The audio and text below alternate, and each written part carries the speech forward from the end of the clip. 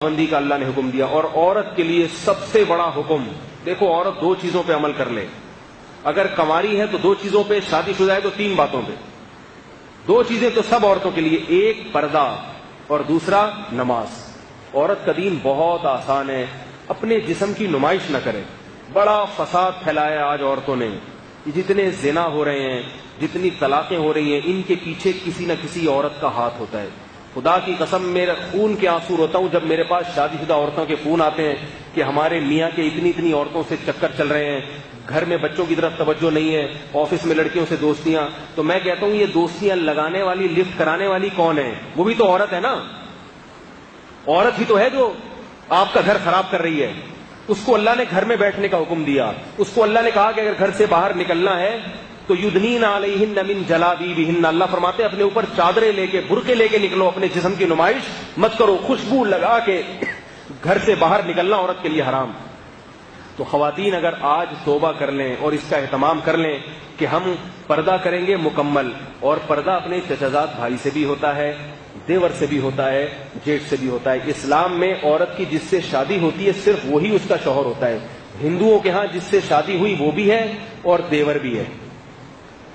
دیور کا مطلب پتہ ہے ہندی میں کیا ہے؟ آدھا شوہر. یہ ڈکشنری میں دیور کا مطلب ہے. نہیں آ رہی میرا خیال ہے. تو ان کے ہاں دیور سے پردہ نہیں ہے. سکھوں کے ہاں تو ہے ہی نہیں پردہ. سکھوں کے ہاں تو باقاعدہ ہے کہ یہ شوہر یہ بھی ہے اور یہ بھی ہے. تو یہ بغیرتی والی زندگی پسند کرتے ہو کیا؟ ہم اس کو قبول نہیں کرتے. ہمارے ہاں ہے کہ یہ شوہر ہے، اس کے علاوہ کوئی بھی نہیں ہے. وہ نہیں دیکھ سکتا اس کو. دیور کو اجازت نہیں ہے جوان بھابھی کے سامنے بیٹھ کے گپے مارے. سالیوں اور بہنوئی کے جو ہے نا کتنی بری خبریں آتی ہیں، ایسی باتیں کرتے ہوئے ممبر پہ جو ہے نا شرم اور حیا آتی ہے. برائی کا تذکرہ کرنا بھی برائی کی اشاعت. کتنے فون آتے ہیں خواتین کے کہ میرے میاں مجھ میں دلچسپی نہیں لے رہے، بہن میں دلچسپی لے رہے ہیں. میری سالی آ رہی ہیں، گپے لگا رہی ہیں بہنوئی سے. بہنوئی دیکھتا ہے میری والی تو بوڑھی ہو گئی، یہ جو جوان ہے نا، جب یہ تو انسان کی فطرت ہے، جب وہ جوان کے سامنے بیٹھے گا تو اپنی والی اس کو پرانی لگے گی. اس کے 10 بچے ہو گئے ہیں، وہ پرانی لگ رہی ہے، اور یہ کیا ہے بالکل نہیں. تو وہ ادھر توجہ جاتی ہے اس. تو اللہ نے سالی کو کہہ دیا کہ تمہیں بہنوئی کے سامنے بیٹھنے کی ضرورت نہیں ہے، تمہیں اجازت نہیں ہے. اگر وہ پردہ کر لے گی تو اس کی بہن کا گھر بھی بچے گا کہ نہیں بچے گا؟ ہے بھائی، اس کی شوہر کی ساری توجہ کس طرف رہے گی. لیکن اس کو ہمارے معاشرے میں برا سمجھا جاتا ہے. اگر پردہ کر لے گی نا تو بیوی ہی کو اعتراض ہوتا ہے، میری بہن نے میرے شوہر سے پردہ کیوں کر لیا، بے وقوف. اسی کو اعتراض ہوتا ہے. او بھائی تیرے فائدے کے لیے اللہ نے اس کو حکم دیا ہے، تیرے فائدے کے لیے. مائیں روکتی ہیں اپنی بہوؤں کو پردہ کرنے سے. مائیں، اللہ نے قرآن میں کیا فرمایا؟ 2 قسم کے طبقے ہیں، کچھ تمہیں جنت کی طرف لے کر جاتے ہیں اور کچھ تمہیں جہنم کی آگ کی طرف. جو ماں اپنی بیٹی کو شرعی پردہ کرنے سے روک رہی ہے وہ ماں نہیں ہے، وہ اپنی بیٹی کے لیے ڈائن ہے. ڈائن، وہ اپنی بیٹی کو جہنم کی آگ کی دعوت دے رہی ہے. ساس اپنی بہو کو اگر پردے سے روک رہی ہے، ساسوں کو بڑی تکلیف ہوتی ہے کہ میری بہو جو ہے میرے دوسرے بیٹوں سے پردہ کیوں کرتی ہے. یہ بڑے واقعات سامنے آتے ہیں. ساس کو تکلیف ہوتی ہے میری بہو پردہ کیوں کر رہی ہے میرے دوسرے بیٹے سے. بھئی اللہ کا حکم ہے، بہو کے لیے اجازت نہیں ہے کہ اپنی ساس کی بات مانے. بعض شوہروں کو تکلیف ہو رہی ہے کہ میری بیوی میرے دوستوں سے پردہ کیوں کر رہی ہے. جس میں غیرت ہونی چاہیے تھی، جو پردے کی ترغیب دیتا وہی پردہ اتارنے کی ترغیب دے رہا ہے.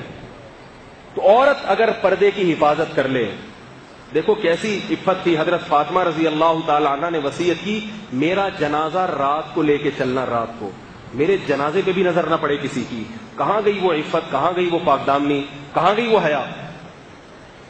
کیسے اپنے جسموں کی کپڑے دیکھو، لباس دیکھو، مختصر ہوتے چلے جا رہے ہیں. بچیوں کے لباس دیکھو، کچھ بھی نہیں ہوگا ان کے جسم پہ کپڑا، اور بیٹوں کو پورے کپڑے پہنائے گئے ہوں گے. ہاف آستینیں بیٹیوں کو پہنائی جاتی ہیں اور بیٹوں کو فل آستینیں. یہ کیا ہو رہا ہے ہمارے معاشرے کو، کہاں کو جا رہے ہیں بھائی؟ ان چیزوں کو روکنے کی کوشش کریں. اگر ہم قرآن پر ایمان رکھتے ہیں، ہم مسلمان ہیں، حیا والے لوگ ہیں، انگریز نہیں ہیں. انگریز نہیں ہیں، ان کے ہاں سب حلال ہے، سب حلال ہے. درندے بن چکے ہیں وہ. ابھی دیکھو نا، ایک کلب میں کسی پٹھان نے جا کے فائرنگ کر دی، سب کو مار دیا.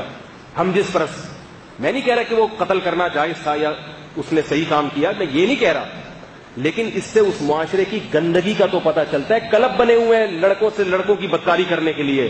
تو کیا تم بھی یہ چاہتے ہو تمہارا کلچر بھی مستقبل میں ایسا ہو جائے؟ تو یاد رکھو، آج وہ جس اسٹیج پر پہنچے ہیں اچانک نہیں پہنچ گئے. پہلے ان کا کلچر بھی ایسا بنا تھا جیسے آج ہمارا ہے, مگر ان کے بڑوں نے اس کلچر کو تبدیل کرنے کی کوشش نہیں کی. نتیجہ کیا ہوا؟ برائی ہوتے ہوتے وہاں تک پہنچ گئی ہے. اگر ہم نے اپنے گھروں پہ اپنی بیٹیوں پہ کنٹرول کرنے کی کوشش نہیں کی, معاشرے میں کو پردہ کرانے کی کوشش نہیں کی, تو یاد رکھو ہمارا مستقبل بھی پھر ویسا ہی ہوگا.